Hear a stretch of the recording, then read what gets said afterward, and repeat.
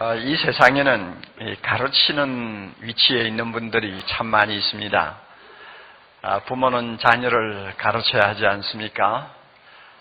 또 선생은 제자를 가르쳐야 합니다. 목사는 또 성도들을 가르쳐야 합니다. 이 가르치는 위치에 있는 분들이 참 많은데 너나 할 것 없이 가르치다가 보면 가끔 마음에 염려가 생기고 불안이 일어날 때가 있습니다. 내가 이처럼 힘들게 가르치는데 이거 가르쳐봐야 이대로 살지도 않을 텐데 무슨 소용이 있겠나 하는 나름대로의 불안이죠. 내가 이렇게 열심히 가르쳐도 다 듣고 그만 흘려버리고 말 텐데 하는 생각을 하면 가르치다가도 맥이 빠지는 일들이 가끔 있지 않습니까? 아마 이것은 가르치는 선생의 위치에 있는 분들이면 한두 번씩 느끼는 하나의 감정입니다. 예수님도 제자들과 무리를 앞에 놓고 마태복음 5장부터 7장에 이르는 장장 긴 산상수훈을 가르치시면서 마음으로 아마 이런 불안을 좀 가지셨던 것 같아요. 내가 이렇게 열심히 가르치는데 이거 지키지 않으면 무슨 소용이 있나? 아마 이렇게 생각을 하셨는지 산상수훈 마무리를 하시면서 순종에 대해서 아주 강도 높은 말씀으로 끝을 맺는 것을 우리가 오늘 여기에서 보게 됩니다. 특별히 마지막 부분에서 우리가 잘 아는 집 짓는 비유를 가지고 순종하는 자와 순종하지 못하는 자의 차이가 하늘과 땅이라는 것을 이야기합니다. 순종하는 사람은 마치 자기 집을 반석 위에 세워서 짓는 자와 같다. 나중에 절대 무너지지 않는다. 그 수고는 영원히 남는다. 그렇게 집을 짓는 자는 지혜로운 자다. 순종하는 자는 바로 이와 같은 사람이다. 하고 말씀을 합니다. 말씀을 듣고 배우기는 하지만 순종하지 아니하는 자는 무너질 줄 뻔히 알면서도 모래바닥 위에다가 집을 짓고 그 집을 짓느라고 땀 흘리고 온갖 돈을 다 집어넣고 하는 어리석은 사람 같다. 무너질 줄 알면서 땀 흘리고 돈 집어넣는 사람, 참 세상에 어리석은 사람 중에 어리석은 사람이다. 말씀을 듣고 순종하지 아니하는 사람 바로 이런 자와 같다 하고 단단히 못을 받고 순종하라고 우리에게 경고하고 계시는 것을 봅니다.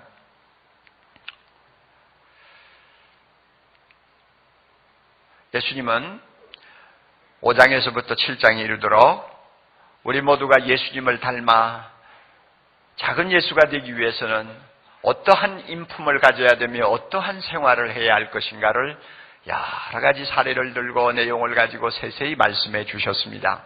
잠깐 우리가 한번 뒤로 끝을 올라가서 우리의 기억을 되살려 한번 살펴볼까요? 예수님은 복 있는 자가 되려고 하면 마음을 비우라고 합니다. 애통하라고 합니다. 온유하라고 합니다. 긍휼히 여기라고 합니다. 그리고 마음이 청결해야 한다고 합니다. 화평케 하는 자가 되어야 한다고 하고 의에 줄이고 목말라야 하고 의를 위해서 경우에 따라서는 핍박도 감수해야 한다고 합니다. 그리고 예수님께서 말씀합니다. 이 세상에 우리 모두는 빛과 소금이 되어 믿지 아니하는 자들이 하나님께 영광을 돌리도록 하라고 말씀합니다. 얼마나 강도 높은 진리입니까? 이렇게 말씀을 하시고 나서는 또 이어서 형제에게 노하지 말라고 합니다. 노한 감정을 가지고 형제를 대하지 말라고 합니다. 그리고 여인을 보고 음욕을 품는 추악한 생각에 끌려다니지 말라고 합니다. 맹세를 하지 말라고 합니다. 악한 자를 대적하지 말고 원수를 위해서 축복하는 자가 되라고 주님은 가르칩니다. 그렇게 될 때 작은 예수가 될 수 있다고 말합니다. 사람한테 보이려고 구제하고 기도하고 금식하는 그런 외식주의자가 되지 말라고 말합니다. 보물을 땅에 쌓고 돈을 하나님처럼 숭상하지 말라고 합니다. 비판하지 말라고 합니다. 염려하지 말라고 합니다. 구하고 찾고 두드리는 기도를 하라고 합니다. 그리고 좁은 문으로 들어가는 사람이 되어 좁은 길을 걸으라고 말합니다. 이 모든 내용을 예수님께서 우리에게 가르쳐 주셨어요. 우리 모두가 알고 고백하는 바와 같이 예수님은 하나님의 아들이십니다. 할렐루야. 그는 최고의 권세를 가지신 분입니다. 그의 입에서 나오는 말씀은 바로 하나님의 계시의 말씀입니다. 그 말씀 안에 생명이 있습니다. 진리가 있습니다. 길이 있습니다. 예수님의 말씀 이외에 우리 인류에게 소망이 없습니다. 그러므로 이 예수님은 권세를 가지고 말씀을 하세요. 우리가 읽은 오늘 본문 28절 29절 보면 예수님의 말씀을 산에서 들은 모든 무리들이 깜짝 놀랐다고 그랬습니다. 예수님의 말씀을 들으면서 보니까 뭔가 설명할 수 없는 권위가 있는 것을 알았어요. 통상적으로 직업적으로 가르치는 서기관들에 비해서 예수님의 말씀은 능력이 있었어요. 사람을 사로잡는 힘이 있었어요. 어두운 마음을 환하게 열어주는 능력이 있었어요. 그래서 모든 사람이 감탄하고 무릎을 꿇었습니다. 이런 절대 권위를 가지고 우리에게 가르쳐 주신 하나님의 말씀이지만 듣고 배우는 우리가 조금 지나서 다 잊어버리고 흘러버리면 무슨 소용이 있겠느냐 말입니다. 무너질 줄 알면서 땀 흘리고 집 짓는 어리석은 사람과 똑같지 않겠느냐는 말입니다. 결국 아무것도 남는 것이 없는 사람이 됩니다. 아무것도 남는 것이 없게 됩니다. 듣고 순종 안 하면 아무것도 남지 않습니다. 목사님, 그러면 구원도 못 받는다는 말인가요? 순종 안 하면 구원 못 받아요? 아마 이런 질문을 하실지도 몰라요. 그러나 알아두세요. 구원을 받지 못할 확률도 많이 있습니다. 21절 말씀 우리는 잘 마음에 담으셔야 됩니다. 나더러 주여 주여 하는 자마다 다 천국에 들어갈 것이 아니요 하늘에 계신 내 아버지의 뜻대로 뭐하는 자가 행하는 자가 들어갈 것이니라. 예수님이 무슨 빈말하고 계시나요? 우리는 믿음으로 구원 얻는다고 하니까 좀 순종 좀 못해도 믿기만 하면 된다 하는 아니란 생각을 갖고 신앙생활을 합니다마는 바울이 믿음으로 구원 얻는다고 한 말보다도 예수 그리스도가 순종하는 자가 들어간다는 말씀이 더 권위를 갖는 거예요. 우리가 이 사실을 알아야 돼요. 그러므로 여러분 예수 믿기는 믿는데 순종하는 데 관심이 없어요? 솔직히 이야기합니다. 남는 것이 없는 신앙생활이 될 수 있습니다. 구원 못 받을 확률도 있습니다. 그 점을 오늘 마음에 꼭 기억하고 말씀을 들으시기 바랍니다. 신앙생활에 있어서 순종은 믿음만큼 중요합니다. 따라서요. 순종은 믿음만큼 중요하다. 그럼에도 불구하고 많은 분들이 이 사실을 잘 모르고 있는 것 같아요. 교회를 오래 다녔음에도 불구하고 이 사실에 대해서 명확한 지식을 갖지 못하고 혼란을 겪는 분들이 계세요. 저에게 이메일을 보낸 우리 교회 젊은이가 하나 있었습니다. 목사님, 제 후배가 예수 믿은 지 그렇게 오래되지는 않았는데요. 성경을 읽다가 좀 의문이 생겼나 봐요. 그래서 저에게 질문을 했습니다. 형, 어떤 성경에 보니까 누구든지 믿고 예수 그리스도를 영접하면 영생을 얻는다고 분명히 말씀하셨는데 또 다른 성경에 보면 나더러 주여 주여 하는 자마다 천국에 들어가지 못하고 아버지의 뜻대로 행하는 자가 들어간다고 말씀을 했는데 성경에 일관성이 없는 것 같아서 약간 헷가닥하네요. 선배 좀 가르쳐 주세요 하고 요청을 했답니다. 그런데 자기도 그 말을 듣고 보니 헷갈린다는 거예요. 그래서 목사님 대답 좀 해주십시오. 우리가 성경에 좀 지식이 약하고 또 교리적으로 기초가 잘 안 닦여 있으면 이런 약간의 혼란을 겪을 수도 있습니다. 이것은 반드시 시정되어야 되고 해결되어야 합니다. 동시에 우리가 신앙생활에 있어서 순종이 믿음만큼 중요하다는 사실을 깜빡 놓쳐버리고 제 마음대로 사는 이유가 또 하나 있어요. 누군가로부터 잘못 배웠을 가능성이 있습니다. 그리고 누군가로부터 좋지 못한 영향을 받으면서 신앙생활을 할 수 있는 가능성이 있습니다.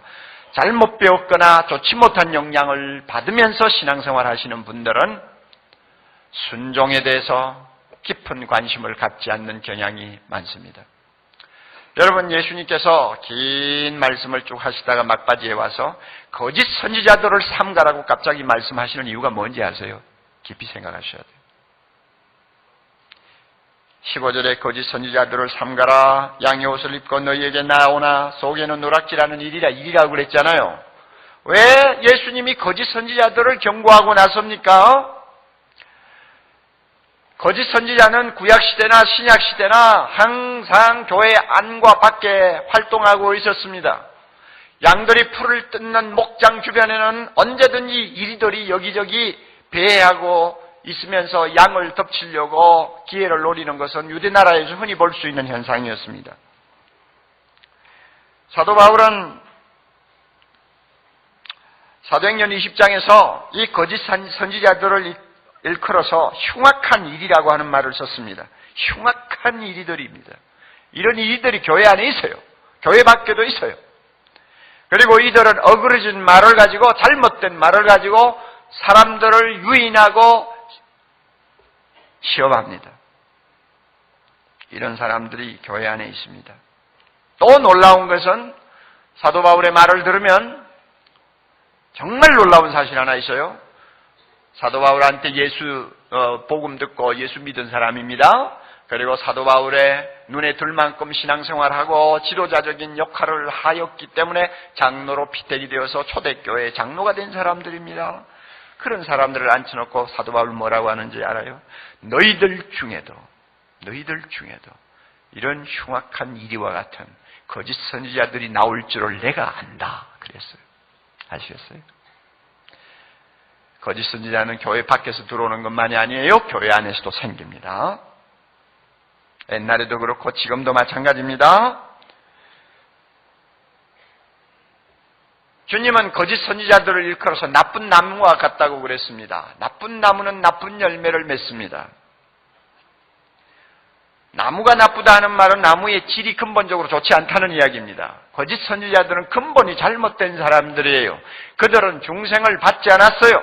그들은 회개하지 않는 사람들이요. 입만 요란을 떨지 하나님은 사랑하지 않는 사람들이요. 그들은 자기 유익을 위해서 제 마음대로 신앙생활하는 사람들입니다. 근본이 잘못된 사람들이요. 그러면서도 가끔은 이들이 엄청난 사역을 하는 것을 봅니다. 큰 교회를 인도하는 지도자가 됩니다. 능력을 받아서 귀신을 쫓아내고 병자를 고칩니다. 많은 권능을 행합니다. 이런 잘못된 사람들이 교회 안에 많이 일어날 것이라고 주님이 벌써 여러분 22절에 말씀하고 계시지 않았어요? 많은 사람들이 나더러 이르러 주여 주여 하면서도 많은 사람들이 입으로 주여 주여 하면서 선지자 노릇하고 귀신 쫓아내고 큰 교회하고 목회 성공했다는 말 듣는데 실제는 전부 거짓 선지자들이요 이리떼들이라 그 말입니다. 이런 사람들이 말세가 되면 더 많아지고 더 기세를 올릴 것이라고 말합니다. 근본이 잘못된 사람이요. 그러므로 그들은 자연히 나쁜 열매를 맺게 되어 있습니다. 나무 나쁘면 열매도 나쁘잖아요. 질이 안 좋은 나무에 질이 좋은 열매 맺히는 거 봤어요? 그러면 나쁜 열매가 뭡니까? 순종 안 하는 것입니다. 불순종이 나쁜 열매요. 거짓 선지자들은 그렇게 살았어요. 여러분, 주여가 뭡니까? 주여 무슨 뜻이요?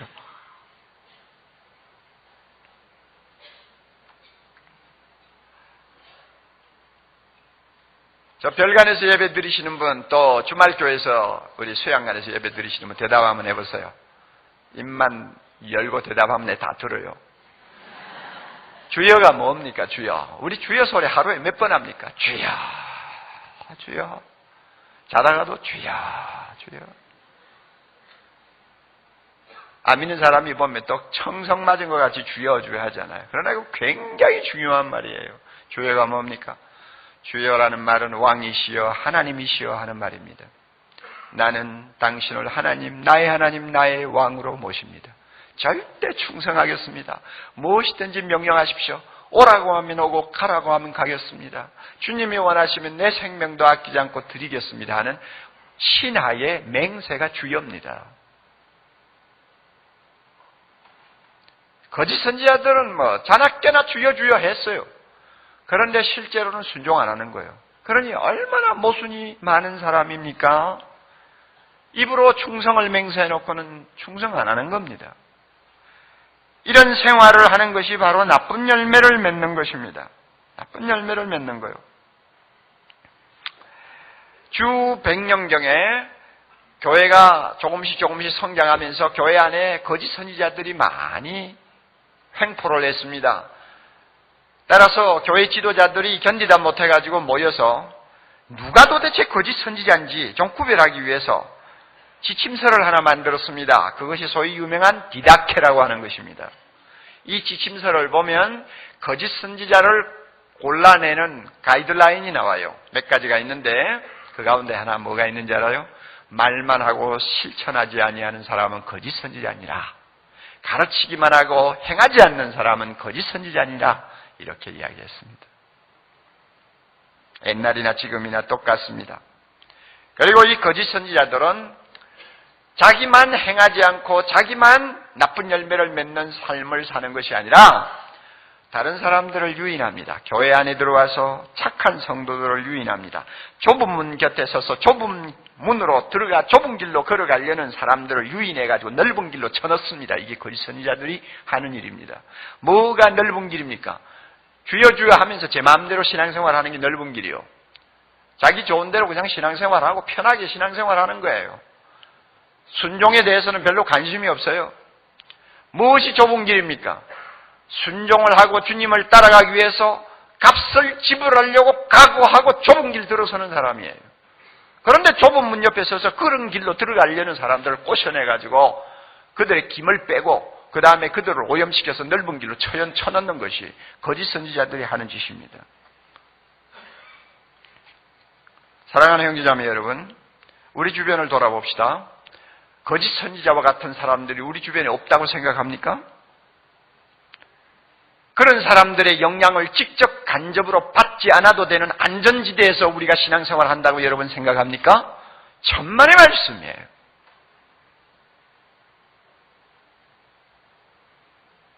천만의 말씀이요.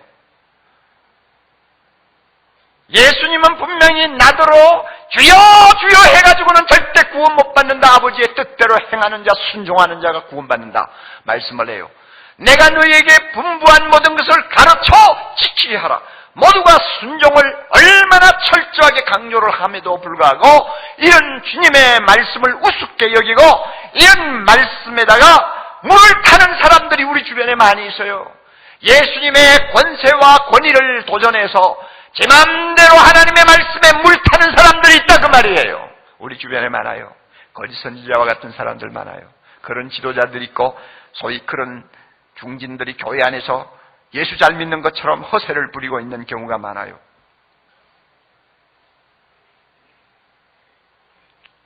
물을 탄다는 말이 무슨 뜻이에요, 여러분? 온유한 자는 복이 있나니 저희가 땅을 기업으로 받을 것이며, 아이고 이 악한 세상에서 사람 조금만 약한 것처럼 보이면 막 짓밟아버리는 이 세상에서 어떻게 온유해가지고 살 수 있나. 그저 성경은 항상 좋은 말씀만 하셔. 그러나 세상은 세상대로 좀 살아야지. 자동차 접촉 사고를 내도 큰 소리 치는 사람이 이기는 세상인데 온유해가지고 어떻게 사냐. 그러니 적당히 듣고 새기면 돼. 이 물타는 작업이에요. 아시겠어요? 이런 생각, 이런 말을 하고 다니는 사람들이 교회 안에 있어요. 원수 사랑하라는 말은 귀가 아프도록 들어. 그건 뭐 사랑하는 사람이 있나? 기독교의 이상론이지. 우리가 그걸 너무 예민하게 받아들이면은 그저 사는 것보다 죽는 쪽이 더 행복할지 몰라. 뭐 이런 식으로 하면서 적당히 들으라고 하는 말을 하는 분들이 계세요. 물타는 사람들. 보물을 하늘에 쌓아두라. 보물을 땅에 쌓아놓지 말라. 하늘과 하나님과 재물을 겸하여 섬길 수 없느니라. 아이고 뭐 성경은 항상 그런 말씀하지만 또 성경 다른 곳에 보면 하나님이 주시는 것 받아서 날마다 누리고 먹고 마시고 기뻐하라는 말씀도 있어. 그러니까 성경 한 곳만 너무 그렇게 신경 쓰고 볼 필요 없이 골고루 봐야 돼. 그래 놓고는 그저 손에 들어오는 대로 자기 배를 위해 살고 즐기고 그저 인생 재밌게 보내는 데다가 모든 정력을 다 쏟고 주님의 나라를 위해서 순종하며 주님의 뒤를 따라가는 일에 있어서는 매우 무관심하고 관심이 있어도 소극적으로 행동하는 사람들이 우리 주변에 많이 있죠. 이런 사람들이 물타는 사람들이에요. 구원은 믿으면 된다고 그랬어. 믿으면 구원은 온다고 그랬어. 믿기만 하면 죄 사함 받는다고 그랬어. 그런데 뭘 자꾸 순종하라고 그래. 그리고 뭐 선행을 이야기하면 오히려 복음의 정신을 그거는 해치는 거야. 복음과 충돌하는 말이니까 그거는 그렇게 너무 주장하지 마. 하나님 앞에 온전하게 순종할 사람이 천하에 어디 있어. 그러니까 우리 보고 좀 거룩하게 살라는 이야기니까 너무 그런 거 가지고 신경 쓰지 말고 믿기만 하면 돼 하고 주장하는 사람들 있죠? 여러분, 그런 사람들이 예수님의 말씀에 물타는 사람들이에요. 모두가 다 거짓 선지자의 부류에 속할 수 있는 위험성을 가진 자들입니다. 우리 주변을 잘 보세요, 여러분. 그런 식으로 가르치는 지도자들로부터 여러분이 영향을 받지 않았나요? 그런 생각을 하고 세상을 살면서 교회를 드나드는 사람들하고 여러분이 짝이 되어 있지 않습니까? 굉장히 조심해야 됩니다.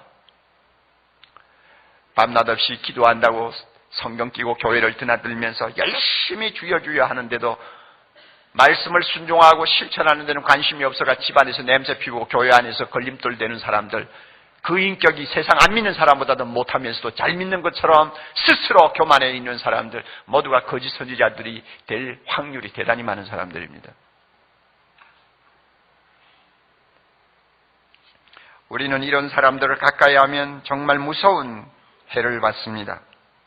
우리도 모르게 오염되어 닮아갈 위험이 대단히 많습니다.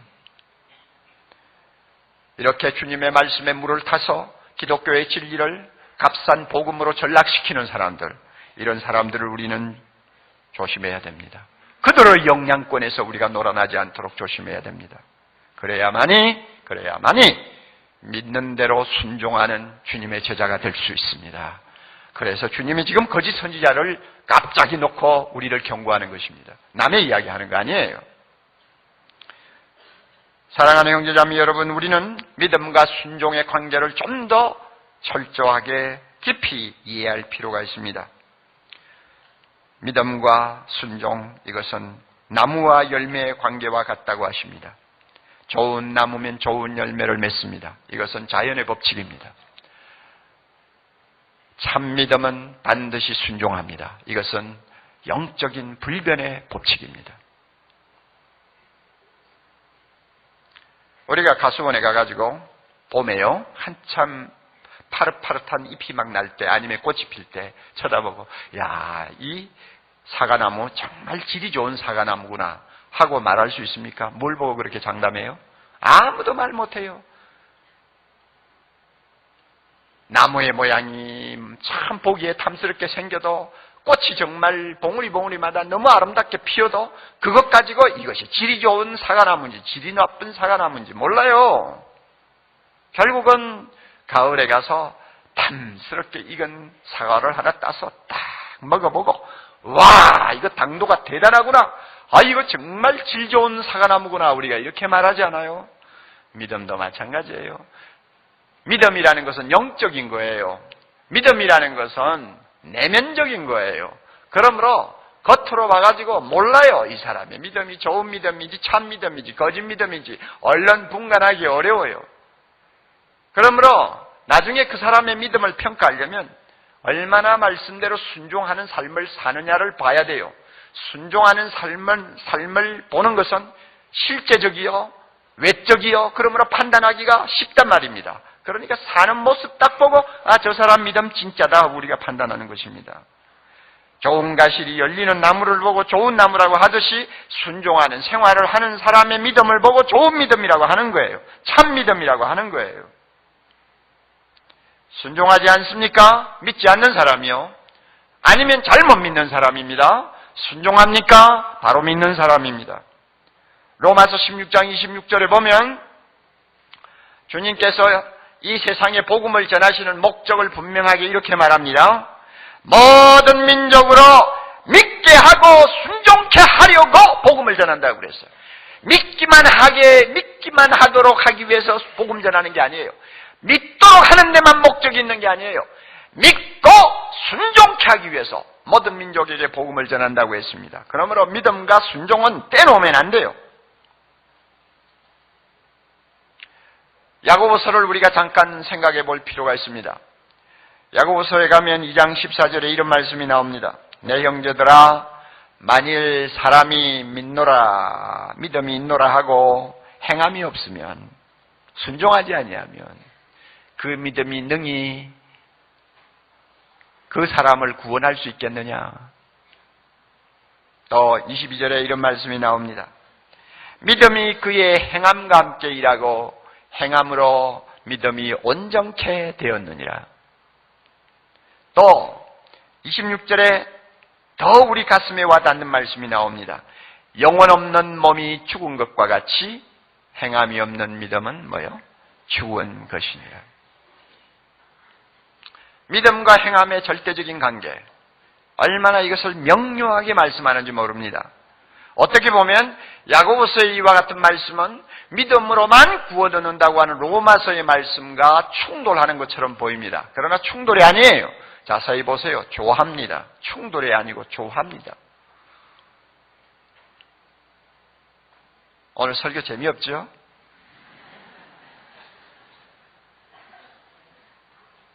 좀 재미있게 이야기도 좀 섞어가면서 여러분에게 말씀을 전하면 듣기도 좋은데, 내용도 아주 딱딱한 데다가 막 옥 목사님 얼굴에 노기를 띠고 막 이야기를 하는 것 같으니까 좀 힘들죠?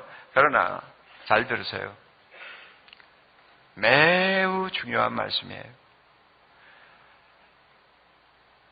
믿음으로 구원 얻는다는 말씀, 행함이 없으면 그 믿음은 죽은 믿음이라고 하는 야고보서의 말씀이 충돌이 아니에요. 보완이에요. 조화예요. 자, 보세요.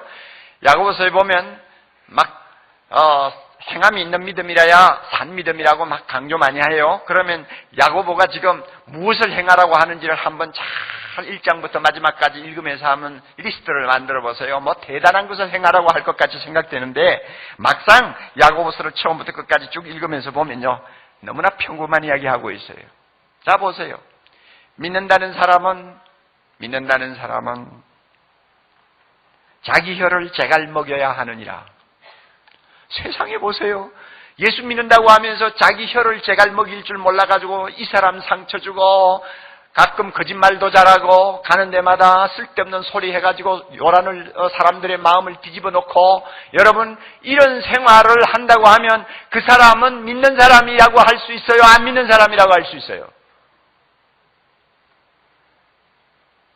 혀를 제갈 먹이지 못하고 나오는 대로 찌끄리면서 나 예수 믿는다고 날마다 떠들고 주여 주여 한다면 뒷집에 개도 강아지도 웃을 일 아닙니까? 그렇잖아요.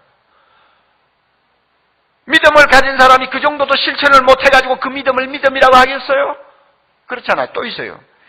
고아와 가부를 환난 중에 돌보라고 그러네요. 여러분, 고아나 가부가 어려움을 겪는 것을 보면 안 믿는 사람도 자기의 참 빠듯한 생활에서도 떼가지고 그들을 도우려고 하는 판국인데, 입으로 주여 주여 하는 사람이 글쎄 믿는다고 하면서 가난하고 고통하는 사람 보면서 도와줄 줄 모르고 그냥 얼굴 싹 돌려요. 그래 놓고 믿는다고 해요. 여러분, 그 믿음을 믿음이라고 누가 인정하겠어요?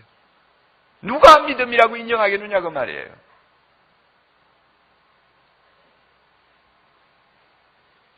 야고보는 또 새 속에 물들지 말라고 합니다. 믿는다고 하면 새 속에 물들면 안 된다고 그래요. 여러분, 이것도 뭐가 이상한 거예요?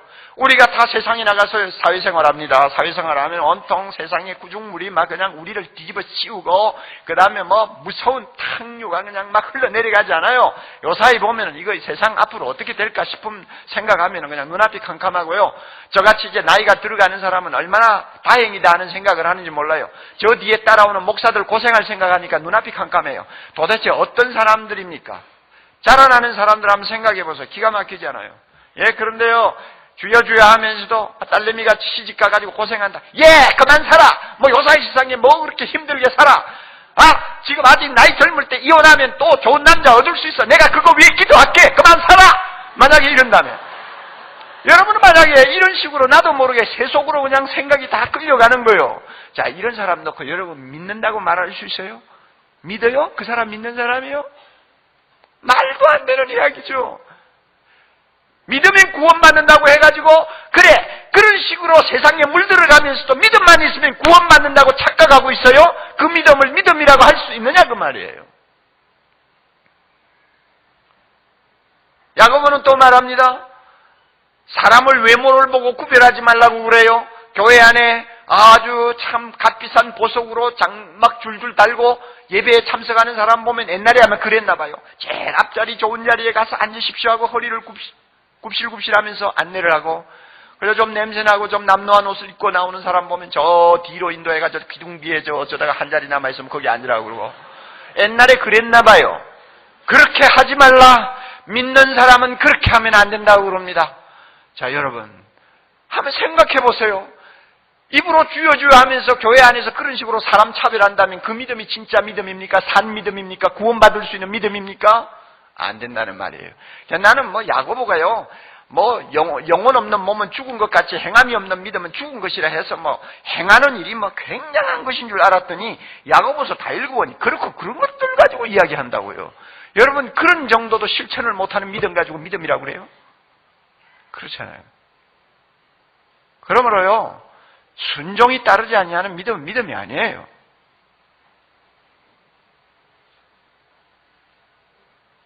우리 모두는 정신 차려야 합니다. 우리의 생활 이면에는 믿음과 순종 사이를 이간시키는 복병이 숨어 있습니다. 우리는 성경을 배우면서 정답만 알면 제대로 배운 것처럼 간주해버리는 교회 문화에 젖어 있습니다. 그 말씀이 나의 생활에 얼마만큼 적용이 되는가에 대해서 별로 관심을 갖지 아니하는 교회 문화에 오래 젖어 왔습니다. 정답만 알면 그 사람은 바로 믿는 사람이고 바로 신앙생활하는 사람이라고 다 인정을 해주는 교회 문화입니다. 이것은 잘못된 문화입니다. 우리가 말씀을 듣고 또 배우면서 내가 얻은 진리의 정보는 나의 삶으로 그대로 같이 동행이 되어야 합니다. 그런데 내가 말씀 들을 때는 그렇다고 의식적으로 받아들인 정보인데 사회생활을 할 때는 그 정보가 틀린 것처럼 행동하는 사람, 사실이 아닌 것처럼 행동하는 사람, 그것은 벌써 순종이 따르지 못하는 사람의 모습이거든요. 주님께서 이것은 안 된다고 말씀합니다. 이런 것은 트로이성을 함락시킨 목마와 같이 우리를 무너뜨릴 수 있는 복병이라는 것을 알아야 합니다. 외국의 많은 분들이 한국 교회를 와서 감탄하는 것도 많아요. 그러나 참 나쁘끄러운 비판을 하는 사람들도 있어요. 특별히 데니스 레인과 같은 사람은 10여 년 동안 우리 한국을 드나들면서 그가 내린 결론이 뭔지 압니까? 한국 교회에 참 장점이 두 가지 있다. 뜨거운 기도, 그 다음에 헌신. 그것은 내가 인정해 준다. 그러나 말씀을 실제 생활에 적용하면서 순종하는 것은 너무너무 비어있다 그랬어요. 참 얼마나 나쁘끄러운 이야기인지 모르잖아요. 여러분 보세요. 다시 이 말을 바꾸면은 순종이 빠져있는 신앙생활에 열을 올린다 그 말입니다. 이게 한국교회라는 거예요. 순종이 빠져있는 신앙생활에 열을 올린다. 그러면 이런 신앙생활을 하나님이 받으실까? 순종 안 하는 사람의 기도 하나님이 얼마나 들을까? 순종하지 않는 사람의 헌신을 하나님이 얼마나 기뻐할까? 이사야서 1장을 돌아가서 읽어보세요. 안 받습니다, 하나님이. 우리는 하나님을 그렇게 멍청하고 바보스러운 존재로 보시면 안 돼요. 그러므로요, 믿음에 있어서 순종은 생명과 같은 것입니다. 뭔가를 우리가 믿는다면 그 믿음은 그것이 사실인 것처럼 행동해야 합니다. 우리가 믿습니까? 믿으면 그 믿음이 진짜 사실인 것처럼 행동하는 무엇이 따라가야 그 믿음이 살아있는 믿음이라고 말해요. 믿는다 하면서도 실제 행동에서는 전혀 그 믿음의 어떤 증거가 보이지 않는다면 그것은 믿음이 아닙니다. 성경의 믿음은 그런 믿음이 아닙니다. 천국 가는 믿음은 그런 믿음이 아닙니다. 예수 그리스도를 나의 구주로 고백하고 예수님을 닮아가고자 하는 열정을 가지는 믿음은 그런 믿음이 아니에요. 위대한 신학자 본 해퍼가 말한 것처럼 따라하세요. 믿는 자는 순종하며 순종하는 자만이 믿는다. 아시겠어요?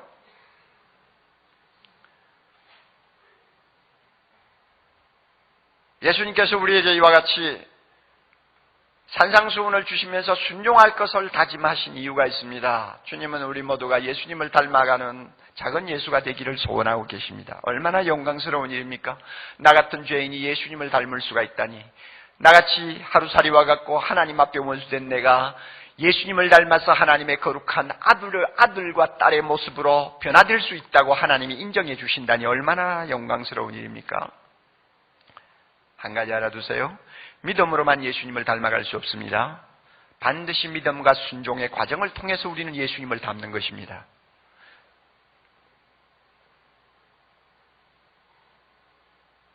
여인을 보고 음욕을 품지 말라고 하는 주님의 말씀을 순종하지 아니하고 제 마음대로 욕정에 따라서 움직이는 사람이 아무리 믿습니다 해도 그는 예수를 닮을 수는 없습니다. 믿습니까? 간음하지 말라는 주님의 말씀 순종해야 돼요. 믿음과 순종을 통해서 우리는 주님의 모습으로 닮아갑니다. 이것은 엄청난 영광이요 특권입니다. 세상 사람들 보기에는 멍청하고 바보같이 보일지는 모르지만 우리가 믿음과 순종을 통해 주님의 모습을 닮아가는 이 길이야말로 마지막에 영생이 있는 길이요 영원토록 하늘의 별처럼 빛나는 축복의 길이라는 것을 우리가 알아야 합니다. 이렇게 주님을 닮아가기 위해서 주의 말씀 한마디 한마디 힘을 다하고 정성을 다해 순종하려고 하는 자에게는 하나님께서 그만이 하는 큰 은혜를 주십니다. 진짜 놀라운 은혜를 주십니다. 여러분, 왜 우리가 신앙생활하면서 이렇게 황폐해야 됩니까? 왜 침체해집니까? 왜 기쁨이 없습니까? 평안이 없습니까? 기도 안 했습니까? 물론 그 이유도 있겠죠. 그러나 기도보다 더 큰 이유가 하나 있어요. 순종을 안 하기 때문입니다. 순종하는 자에게는 하나님이 은혜를 주시는 게 있어요. 제가 예를 하나 들게요. 제가 오래전부터 아는 참 아름다운 자매입니다. 그는 믿음이 참 좋은 사람이에요. 그런데 그에게도 믿음의 가시가 있었습니다. 가정에 정말로 참 화해하기 어렵고 마음을 열기 어려운 식구가 있었어요. 수십 년 동안 담을 쌓고 살았습니다. 미워하기도 했죠. 어떤 때는 아마 원수처럼 생각했을지도 모르죠. 수십 년을 그렇게 살았어요.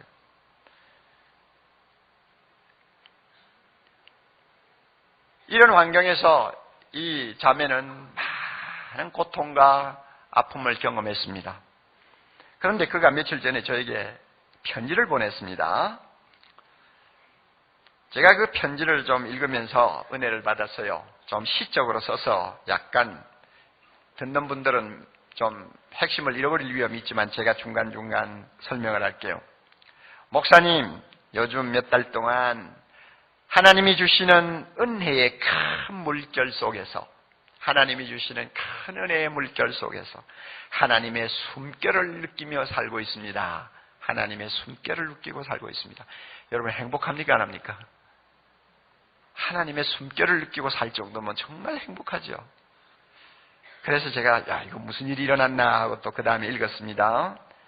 회개와 더불어 용서하는 마음 속에 그동안 미워하던 그분에 대해 잊고 살았던 감사를 생각하도록 하셨고 그분을 위해 가슴 찢어질 듯한 애틋한 사랑으로 축복 기도를 하도록 만드시는 주님의 손길에 그저 감격스러울 뿐입니다. 간단하게 요약하면 미워하던 그분을 용서하게 되고 사랑하게 되고 오히려 그분 때문에 감사하게 되고 축복하게 되었다는 것입니다. 이것이 하나님의 은혜라 너무 감사하고 기쁘다는 것입니다. 이 말을 바꾸면 순종했다는 것입니다. 사랑하라고 하니까 사랑해봤다는 것입니다. 용서해봤다는 것입니다. 그랬더니 너무너무 놀라운 은혜가 그에게 임했다는 이야기죠. 그 다음에 이런 말을 합니다.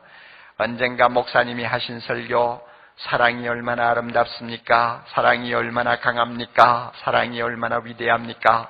사랑은 서로 위로하는 것, 사랑은 서로 용서하는 것, 사랑은 서로 인내하는 것, 사랑은 외로운 사람과 함께 하는 것이라고 하신 설교 말씀을 얼마나 많이 생각했는지요. 이렇게 잘 배워 제 생활 속에 기쁨과 감격을 주시는 목사님께 다시 한번 깊이 감사를 드리고 싶었고요. 부끄럽지만 이 변화된 마음의 기쁜 소식을 전해드리고 싶었습니다. 무엇을 발견할 수 있어요? 순종했더니 은혜의 파도가 그 마음에 밀려 들어온 거예요. 그래서 전에 느끼지 못하던 감사가 꽃이 피고 그 다음에 기쁨이 샘처럼 솟고 그 영혼이 힘을 얻어서 하늘을 향해 날개치듯이 올라가는 것을 그가 느끼고 있다는 이야기입니다.